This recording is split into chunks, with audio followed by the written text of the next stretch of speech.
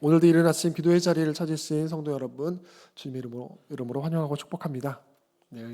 함께 하루를 시작하시는 분들과 함께 반갑게 인사하도록 하겠습니다. 샬롬, 샬롬.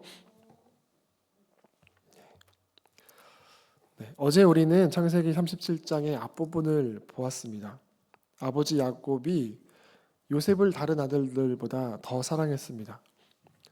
그 특별한 사랑은 우리 이 세번역 성경으로는요, 화려한 옷, 그리고 우리가 익숙한 표현으로는 채색옷이라는 눈에 보이는 표지로 그 사랑이 드러났습니다. 형들은 그것을 보았습니다. 그리고 그들의 마음에 미움이 자리 잡기 시작했습니다. 그래서 37장을 보면 반복되는 감정이 특별히 형들이 요셉을 미워한다는 표현이 어제 계속해서 살펴졌습니다. 4절에서도 형들은 아버지가 그를 자기들보다 더 사랑하는 것을 보고서 요셉을 미워하며, 5절에서도 형들은 그를 더욱더 미워하였다. 8절에서도 그의 꿈과 그 간말 때문에 그를 더욱더 미워하였다. 11절에 가서는요, 그 형들은 그를 시기하였다라고 반복적으로 표현하고 있습니다.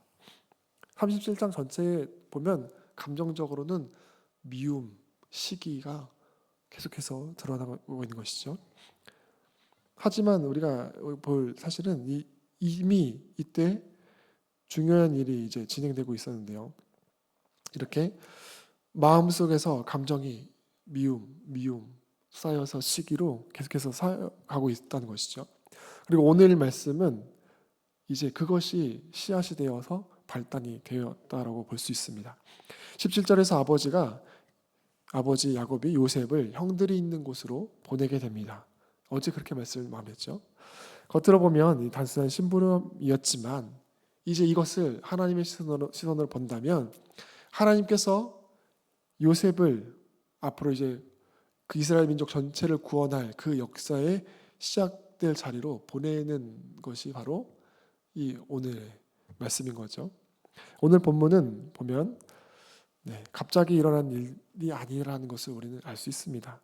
오래 쌓였던 감정이 마침내 행동으로서 드러난 사건이었습니다. 18절 말씀입니다. 그런데 그의 형들은 멀리서 그를 알아보고서 그를 죽여버리려고 그가 그들에게 가까이 오기 전에 음모를 꾸몄다. 아버지의 심부름으로 형들을 찾아오는 요셉을 형들이 먼저 알아봤습니다. 그리고요, 죽이려는 마음을 먹었습니다. 여기서 중요한 것은요, 가까이 오기 전에라는 것이죠. 요셉이 무슨 말을 하지도 않았습니다. 어떤 행동을 하지도 않았고요. 형들은 그가 가까이 오기 전에 이미 죽일 마음을 품었습니다. 무슨 의미입니까? 순간적인 분노가 아니라는 것입니다.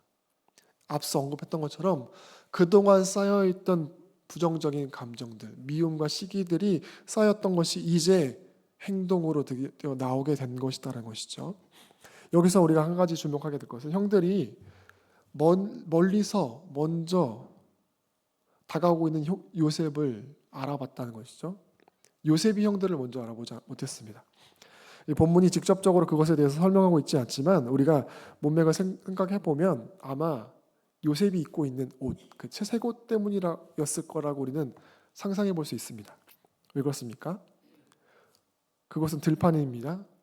형들은 양을 돌보고 있습니다. 어제 전도사님도 언급했지만 그 옷은, 요셉이 입고 있는 옷은 일을 하기 위한 옷은 아니었습니다. 그렇기 때문에 형들과 복장이 다르죠. 멀리서도 알아볼 수 있었을 것입니다. 그래서 또한 형들이 멀리서부터 본 것은 채색옷, 요셉이라는 존재지만 단순히 그 사람이 아니라 그 옷을 보는 순간 그동안에 우리에게 있었던 감정들이 떠올랐을 것이죠. 무엇입니까? 아버지가 우리에게 보였던 편애가 그 옷을 보면서 특별 대우한 것이, 그리고 오랫동안 쌓았던 그 상처가 멀리서부터 요셉을 보는 순간 이제 드러나게 된 것이죠. 그리고 이제 19절에 이렇게 말합니다. 그들은 서로 마주 보면서 말하였다. 야, 저기 꿈꾸는 녀석이 온다. 이 말이 중요합니다. 형들의 눈은 먼저는 옷을 알아봤지만 그들이 반응한 것은 꿈에 반응한 것이죠. 요셉을 더욱더 미워하게 만들었던 것. 요셉 개인이 아니라 요셉을 통해서 상징하게 된 요셉과 자신들의 미래. 형들은 모르죠. 이것이 누구로부터 온 것이지. 그러나 우리가 어떻게 저 동생을 에게 절하게 될까? 말도 안 되는 것이죠. 그것에 반응한 것입니다. 우리가 고개 숙이고 받들게 된다는 그 이야기. 그리고 20절에 말합니다. 자, 저 녀석을 죽여서 아무 구덩이에나 던져놓고 사나운 들짐승이 잡아먹었다고 하자. 그리고 그 녀석의 꿈이 어떻게 되나 보자. 오래 품은 미움이 결국 폭력으로 이제 나오는 것이죠. 요셉 존재 자체를 죽이기 위함이면서도 동시에 요셉에게 주어진 이 꿈이 이루어지지 못하게끔 만들려는 것도 있습니다. 그리고 24절 보면 그를 들어서 구덩이에 던졌다. 구덩이는 비어있고 그 안에는 물이 없었다. 고대 이스라엘에는 지금도 이스라엘의 성지순례에 가면은 볼 수 있는데요. 이런 구덩이가 많이 있었습니다. 이스라엘 전체적으로 비가 많이 오지 않기 때문에 비가 내릴 때 빗물을 저장하기 위해서 구덩이를 파놓고 저수시설 같은 것이죠. 들판 곳곳에 이렇게 파두었습니다. 양을 몰고 유목 생활을 하는 이들에게 있어서는 이 구덩이가 사실 주요한 거점이 된 것이죠. 왜요? 양을 몰다가 양들에게도 물을 먹여야 되기 때문인 것입니다. 대개는 입구는 좁고 그 안쪽은 깊이, 겉으로 보기에는 작은 구멍이지만 안은 몇 미터가 되는 넓은 큰 구조입니다. 그래서 혹시라도 사람이 빠지면 혼자 힘으로는 쉽게 나올 수 없는 곳이었습니다. 그래서 성경이 보면 그 안에는 물이 없었다라고 굳이 말하는 것도 매우 중요한 이유입니다. 원래는 물이 가득 차서 생명을 보존할 자리이지만 지금은 물이 없이 생명이 이제 그 안에 들어가서 끊길 수도 있는 공간이 되었다는 것이죠. 요셉은 지금 이제 홀로 남게 되었습니다. 도움을 청할 수 없습니다. 스스로 나올 수도 없습니다. 형들은 잠시 그를 가둔 것이 아니라 그렇게 요셉을 무력하게 만들었고 자기의 손에 피를 묻히지 않고 그 자리에서 요셉이 죽도록 그렇게 내버려둔 것입니다. 이것을 통해 알 수 있는 것은 미움이라는 이 감정이 사실 우리 안에 있을 때 감정으로만 머물지 않을 수 있다는 것이죠. 그것이 우리에 품게 되면 결국 행동으로 나타난다는 것을 우리의 악함을 이런 모습으로 보여주고 있습니다. 그리고 23절입니다. 요셉이 형들에게로 오자 그들은 그의 옷 곧 그가 입은 화려한 옷을 벗기고 본문은 바로 구덩이에 던졌다고 하지 않습니다. 23절이 먼저죠. 24절보다 먼저 옷을 벗겼다고 말합니다. 왜일까요? 앞에서도 언급했지만 이 화려한 옷, 채색 옷은 아버지의 특별한 사랑을 상징했던 것입니다. 그래서 형들이 옷을 벗겼다는 것은 단순히 그가 입고 있는 어떤 그를 보호하고 있던 것을 벗겼다는 것이 아니라 아버지의 편애를, 요셉이 가지고 있던 어떤 특별한 자리, 자신들이 느꼈던 견딜 수 없었던 어떤 불균형과 편애, 그런 모든 것들을 상징을 벗겨냈다라는 것이죠. 그 다음에 요셉을 제거하려고 했다는 것입니다.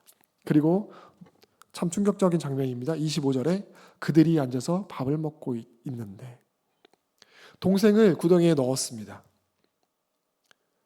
성경 표현하고 있지 않지만 아마 살려달라고 계속해서 부르짖었을 것입니다.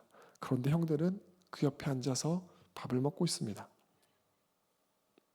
단순히 밥을 먹었다는 이 정보를 주는 것이 아니라 죄가 사람의 마음을 얼마나 무뎌있게 만드는지, 완악하게 만드는지를 보여주고 있는 것이죠. 누군가 고통 가운데 있는, 그것이 다른 누가 아닌 형제가 고통 가운데 있는데도 그렇게 아무렇지 않게 일상을 이어가고 있다는 것이죠. 그리고 그 끝에는 어떻게 합니까? 결국에는 이제 아버지를 속이는 대로 나가죠. 31절입니다. 그들은 순념소 한 마리를 죽이고 요셉의 옷을 가지고 가서 거기에 피를 묻혔다. 이 모습을 보면 앞서 창세기 27장의 모습을 좀 떠올리게 됩니다. 야곱이 아버지 이삭을 속입니다. 어떻게 해요? 염소와 그 털을 이용해서 자신의 팔을 감싸서 아버지를 속였습니다. 그런데 오늘 말씀에서 야곱이 아들들에게서 속는 것이죠. 어떻게? 염소를 피가 묻은 옷을 통해서. 같은 구조입니다. 염소로요 속이고요. 아버지는 오해합니다. 형들은 직접 요셉이 죽었다고 말하지 않습니다. 32절을 보면 그들은 피 묻은 그 화려한 옷을 아버지에게 가지고 가서 말하였다. 우리가 이 옷을 주었습니다. 이것이 아버지 아들의 옷인가? 잘 살펴보시기 바랍니다.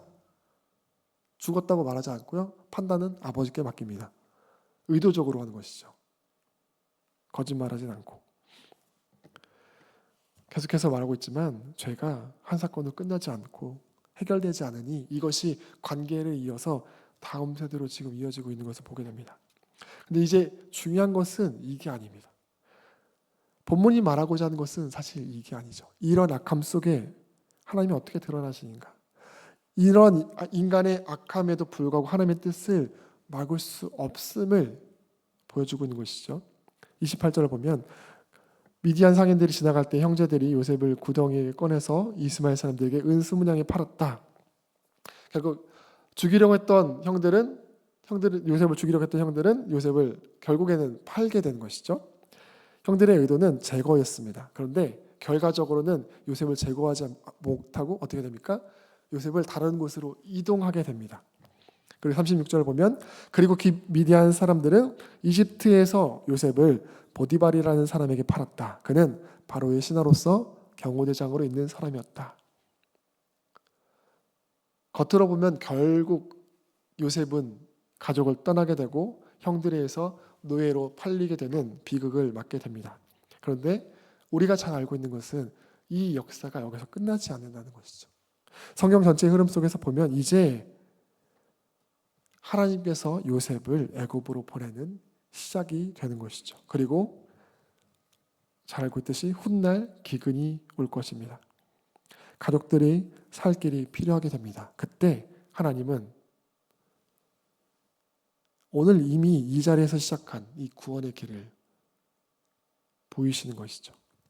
20절 후반절을 다시 한번 보겠습니다. 그 녀석의 꿈이 어떻게 되나 보자.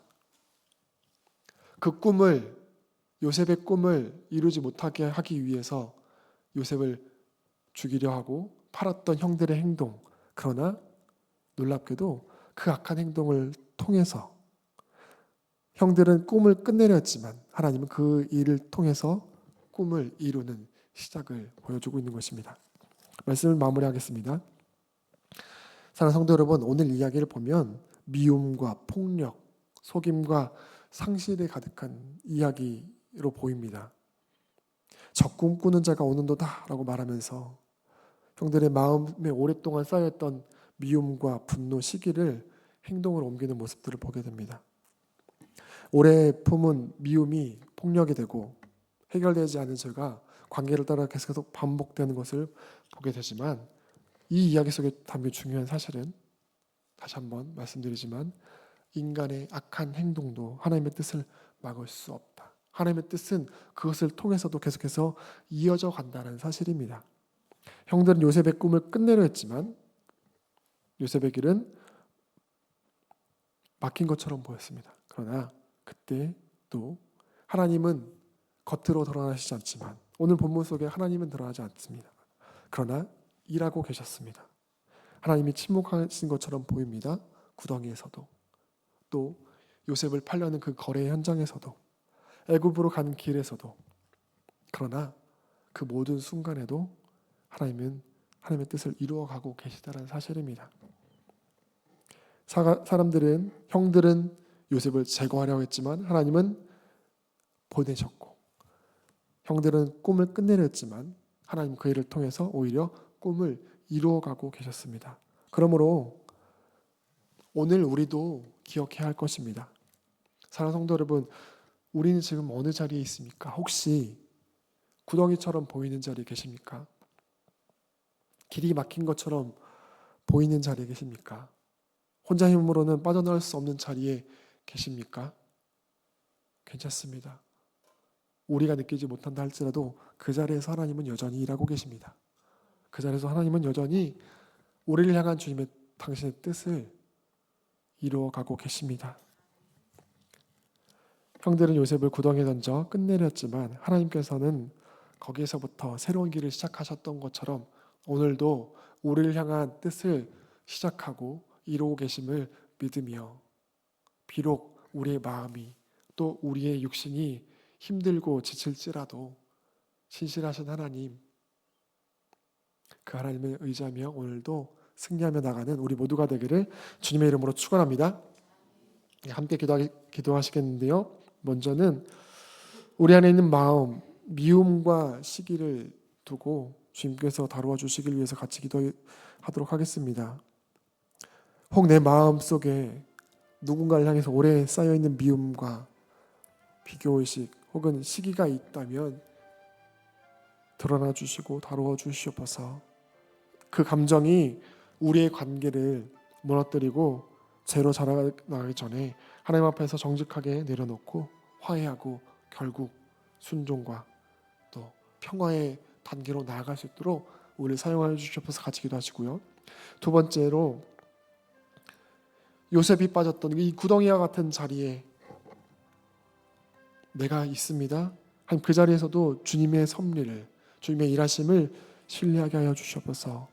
지금 내가 느끼는 감정으로는, 내가 보고 있는 눈으로는 막힌 것 같고 혼자 힘으로 빠져나올 수 없는 것처럼 느껴지지만 주님, 그 자리에서도 변함없이 우리를 지키시며 일하고 계심을, 신실하게 역사하고 계심을 믿음으로 기다리고 인내하며 나아갈 수 있도록 인도하여 주시옵소서. 같이 기도하기 바랍니다. 그리고 교회를 위해서 같이 기도하시는데요. 계속해서 우리 이어져 가고 있는 봄봄 축제를 위해서, 그리고 이제 마무리 단계로 가고 있는 1층 리모델링 공사를 위해서 계속해서 함께 기도해 주시고 그 모든 것들을 통해 주님께서 영광 받아 주시며 우리 교회가 더욱더 굳건하게 세워가는 주님의 사명을 감당하는 교회로서 서가게 해달라고 같이 기도해 주시기 바랍니다. 환우들을 위해서 기도하시고 이제 개인적으로 가지고 오신 기도 제목을 두고 같이 기도하다가 돌아가시기 바랍니다. 기도하겠습니다.